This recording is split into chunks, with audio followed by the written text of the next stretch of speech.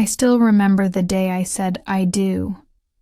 My dress was too big, my hands were shaking, and my heart was full of dreams that didn't even belong to me. Everyone said we were too young, but I didn't care. I thought love could fix everything. I thought marriage was the prize you earned for being in love. I was 19. He was 21, and I believed that was enough. Looking back now, I wish someone had told me that love isn't supposed to hurt this much. That sometimes growing up together means growing apart. This is my story. When I met Daniel, he made me feel like the only girl in the world. He worked part-time at a coffee shop near campus, and I used to go there just to see him. He had this easy smile, the kind that made you forget whatever you were worrying about. We talked for hours about everything, our dreams, our families, the kind of people we wanted to be. I was in my first year of college, away from home for the first time, and Daniel became my home. He'd pick me up after class. We'd sit in his old beat-up car and talk until the parking lot was empty. It didn't matter that he didn't have much. I didn't either. What we had was love, or at least what I thought was love. When he asked me to marry him after just 8 months, I said yes without thinking twice. My mom cried when I told her, not from joy, but worry. She said, "Honey, you're too young to understand what forever means." But I didn't want to hear it. I was convinced that love was all we needed. Our wedding was small. Just family, a few friends, and a rented garden behind an old church. We couldn't afford a honeymoon, but I didn't care. We moved into a tiny one-bedroom apartment with peeling wallpaper and second-hand furniture. We called it our palace. The first few months felt magical. We'd cook together, dance in the kitchen, fall asleep on the couch watching movies. Even when money was tight, we laughed about it. I remember once we shared a single bowl of ramen for dinner and called it fine dining. Back then, struggle felt romantic. We were poor, but we were in love, or so I thought. What I didn't realize was that love without maturity is like a house without a foundation. It looks beautiful from the outside, until the first storm hits. The storm came sooner than I expected. Daniel dropped out of college to work full-time. He said he was doing it for us, but the late nights, the bills, the pressure, it all started to change him. He became quieter, colder, easily irritated. I tried to help, cooking more, budgeting, supporting him, but somehow, everything I did was wrong. If I talked too much, I was nagging. If I stayed quiet, I didn't care. I was walking on eggshells in my own home. Then came the fights. Stupid, petty things at first, like forgetting to buy milk or leaving the light on. But soon, they turned into bigger arguments about money, about work, about us. We'd scream, then cry, then make up, only to do it all over again. I started to feel like I was living with a stranger. I began to shrink in that marriage. Piece by piece, I started losing who I was. I stopped seeing my friends. I stopped studying, my dreams, becoming a teacher, traveling. slowly faded into the background. Everything I did revolved around him. His moods, his needs, his comfort. One night, I looked at myself in the mirror and didn't recognize the girl staring back. I looked tired, empty, and for the first time, I wondered if this was really love, or just fear of being alone. Daniel didn't hit me. He didn't cheat. But emotional neglect can hurt more than any bruise. He'd come home from work, sit on the couch, scroll through his phone, and barely talk to me. I tried everything, dressing up, cooking his favorite meals, writing him notes like we used to.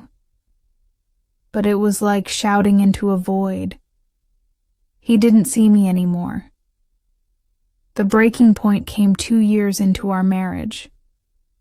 It was a Saturday.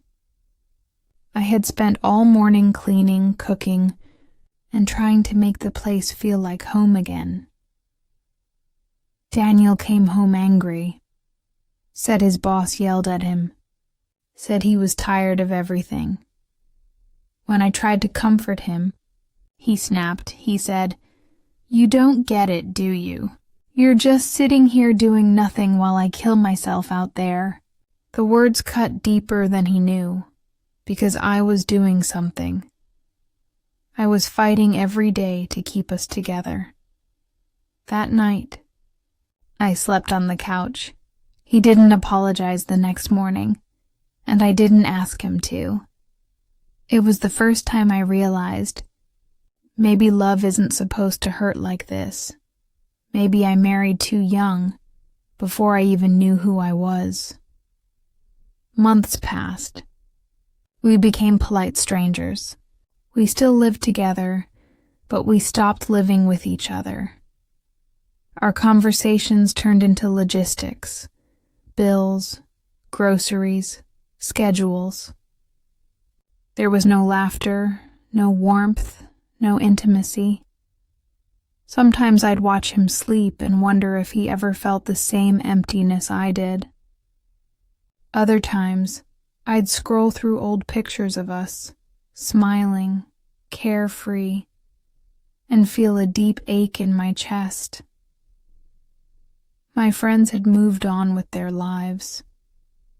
They were traveling, graduating, chasing careers, and I was stuck, trapped in a marriage that felt like a cage I had built myself.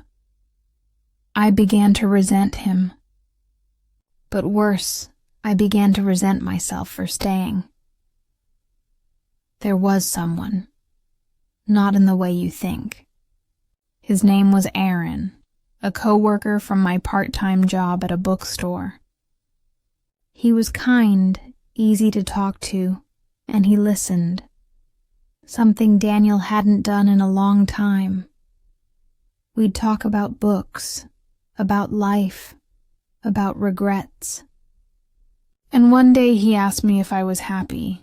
I couldn't answer, because I didn't know anymore. It never turned physical, but it became emotional, dangerously so. I found myself looking forward to work just to see him, to feel heard again. And that scared me, because it made me realize how lonely I truly was. I ended it before it went further, but the guilt ate at me. I went home that night, looked at Daniel, and knew our marriage was already over, even if neither of us said it. Leaving wasn't easy. I had nowhere to go, no money saved, no plan. But I knew if I stayed, I'd lose myself completely. It took months of silent planning, saving small amounts of money, talking to my mom, finding a place to stay. And then one morning I told him, "I can't do this anymore." He didn't fight. He just sat there, eyes blank, and said, "Okay, That was it. 4 years together ended in one word. I packed my bags, walked out the door, and didn't look back. But as soon as I got in the car, I broke down, because leaving didn't feel like freedom. It felt like failure. Starting over was hard. I moved back in with my mom, worked 2 jobs, went back to school, but the hardest part wasn't rebuilding my life. It was rebuilding myself. I had to relearn how to be alone, how to make decisions without asking someone first, how to love myself without needing someone else's approval.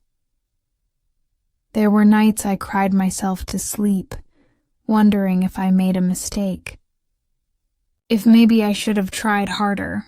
But then I remembered the silence of that apartment, how lonely I felt even when I wasn't alone. That was the real price I paid for marrying too young. Losing years I can't get back, chasing a version of love that wasn't real. It's been 5 years since the divorce. Daniel and I haven't spoken in years. I heard he got married again, and honestly, I'm happy for him. I'm not angry anymore. I've learned that loving someone isn't enough if you don't love yourself first. You can't pour from an empty cup. And no matter how romantic it sounds, marriage isn't about 2 halves becoming whole. It's about 2 wholes choosing to walk together. If I could go back, I wouldn't change what happened. Because I finally know who I am. I'm stronger, wiser, and I've learned that the right love doesn't dim your light. It helps you shine brighter. So, if you're listening to this and thinking about marrying young, just remember this. Love is beautiful, but timing matters. Make sure you know yourself before promising forever to someone else. Because I married too young and paid the price, but that price taught me how to